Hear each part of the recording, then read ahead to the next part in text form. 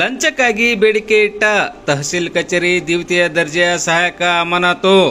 ಪಹಣಿಯಲ್ಲಿ ಹೆಸರು ತಿದ್ದುಪಡಿಗಾಗಿ ರೈತರಿಂದ ಲಂಚದ ಹಣಕ್ಕಾಗಿ ಬೇಡಿಕೆ ಇಟ್ಟಿದ್ದ ಬಸವಕಲ್ಯಾಣದ ತಹಸೀಲ್ ಕಚೇರಿಯ ದ್ವಿತೀಯ ದರ್ಜೆ ಸಹಾಯಕನನ್ನು ಅಮಾನತುಗೊಳಿಸಿ ಜಿಲ್ಲಾಧಿಕಾರಿ ಶಿಲ್ಪಾ ಶರ್ಮಾ ಇಂದು ಸೋಮವಾರ ಸಂಜೆ 5:30 ಸುಮಾರಿಗೆ ಆದೇಶ ಹೊರಡಿಸಿದ್ದಾರೆ.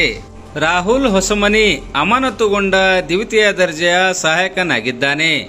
ಕಳೆದ 2 ದಿನಗಳ ಹಿಂದೆ ಪಹಣಿಯಲ್ಲಿ ಹೆಸರು ತಿದ್ದುಪಡಿಗಾಗಿ ತಹಸೀಲ್ ಕಚೇರಿಗೆ ಆಗಮಿಸಿದ ರೈತರೊಬ್ಬರಿಂದ ಈತ 20,000 ರೂಪಾಯಿ ಲಂಚದ ಹಣಕ್ಕಾಗಿ ಬೇಡಿಕೆ ಇಟ್ಟಿದ್ದ.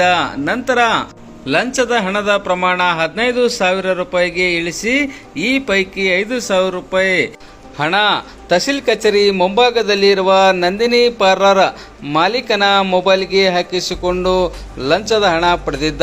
ಈ ಸಂಬಂಧ ರೈತರೊಂದಿಗೆ ಲಂಚದ ಹಣಕ್ಕಾಗಿ ಬೇಡಿಕೆ ಇಡುತ್ತಿರುವ ವಿಡಿಯೋ ಸಾಮಾಜಿಕ ಜಾಲತಾಣಗಳಲ್ಲಿ ವೈರಲ್ ಆಗಿದ್ದು, ವಿಡಿಯೋ ಗಮನಿಸಿದ ಜಿಲ್ಲಾಧಿಕಾರಿ ಶಿಲ್ಪಾ ಶರ್ಮಾ ಇಂದು ಲಂಚದ ಹಣಕ್ಕಾಗಿ ಬೇಡಿಕೆ ಇಟ್ಟು 5,000 ರೂಪಾಯಿ ಲಂಚದ ಹಣ ಪಡೆದಿರುವ ತಹಸೀಲ್ ಕಚೇರಿಯ ದ್ವಿತೀಯ ದರ್ಜೆಯ ಸಹಾಯಕ ರಾಹುಲ್ ಹೊಸಮನಿ ಎನ್ನುವಾತನನ್ನು ಅಮಾನತುಗೊಳಿಸಿ ಆದೇಶ ಹೊರಡಿಸಿದ್ದಾರೆ.